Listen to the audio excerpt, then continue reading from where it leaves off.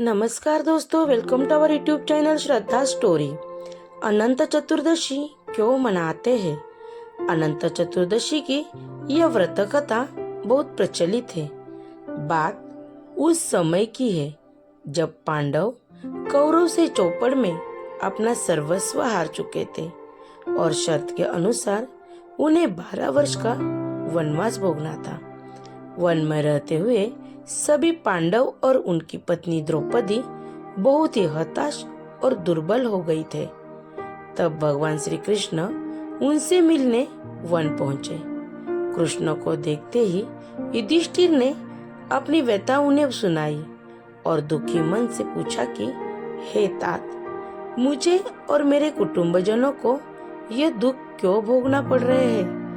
कृपा करके इस विषम परिस्थिति से बाहर आने का और अपना राज्य वापस प्राप्त करने का कोई उपाय बताइए।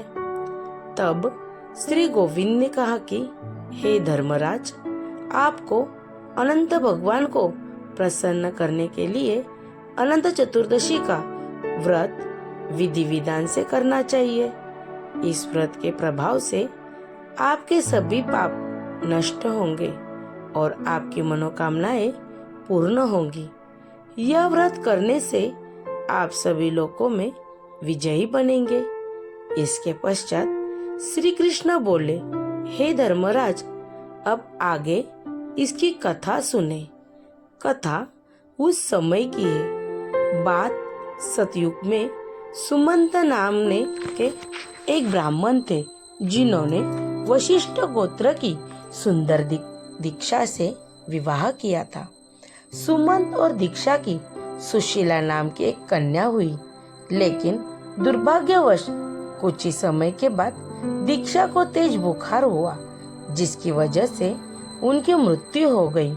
सुशीला के लालन पालन के लिए सुमंत ने कर्कशा नाम की स्त्री से पुनर्विवाह किया, लेकिन भाग्य का खेल देखिए, कर्कशा को सुशीला बिल्कुल भी प्रिय नहीं थी।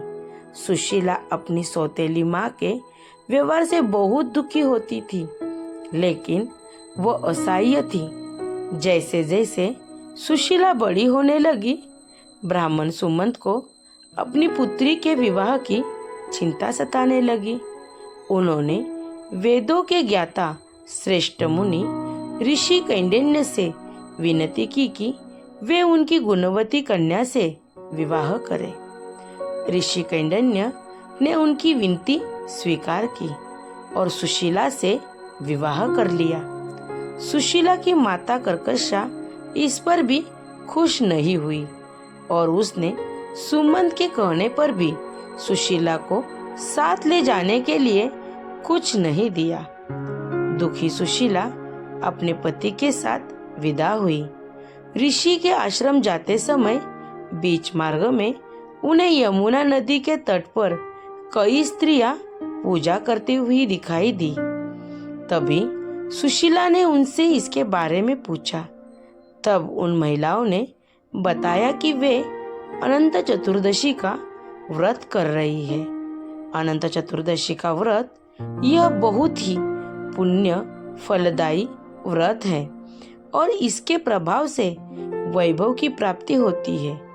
यह सुनकर सुशीला ने भी व्रत का संकल्प लिया और विधि पूर्वक पूजा करके अनंत सूत्रों का धारण किया। इस व्रत की महिमा से ऋषि कौंडिन्य का घर धन धान्य से भर गया और उनके घर में सुख समृद्धि का वास हुआ। लेकिन ऋषि कौंडिन्य सुशीला के व्रत से अनजान था।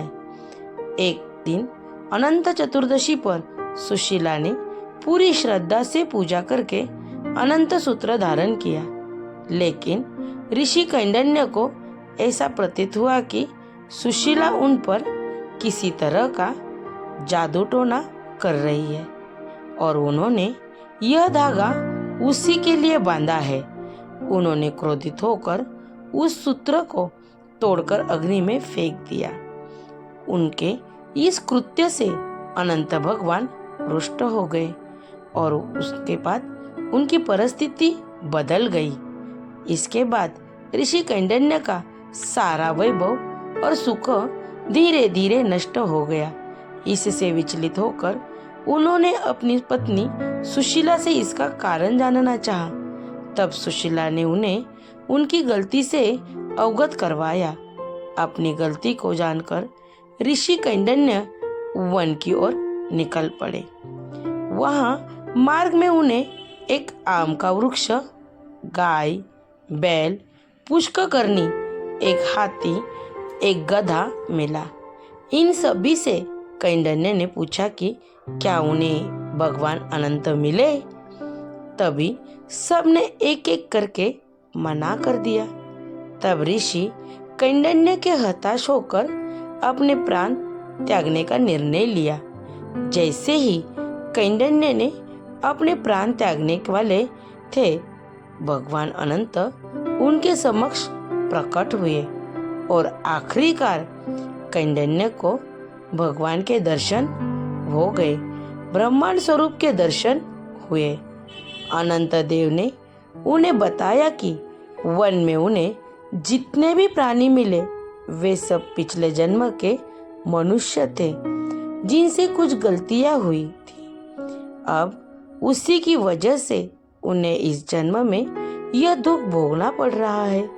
ऋषि कैंडन्य ने अनंत भगवान से अपने पाप की क्षमा याचना की और अनंत चतुर्दशी व्रत करने का संकल्प लिया। इस व्रत से प्रभाव से उन्हें शीघ्र ही अपना खोया हुआ वैभव वापस ही मिल गया और उनका सब दुख दूर हो गए। Thank you. Please like, share and subscribe.